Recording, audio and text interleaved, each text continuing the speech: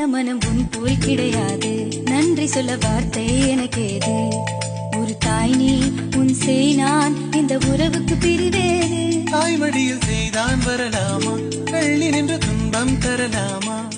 உன்னை கொஞ்ச மனம் கென்ற என்னை தனியே விடலாமா? குழந்தையும் குமரி என்றாயாச்சே, கொஞ்சிடும் பருவமும் போயாச்சே. மனம் போலே மகள் வாழ நீ வாழ்த்தும் தாயாச்சே.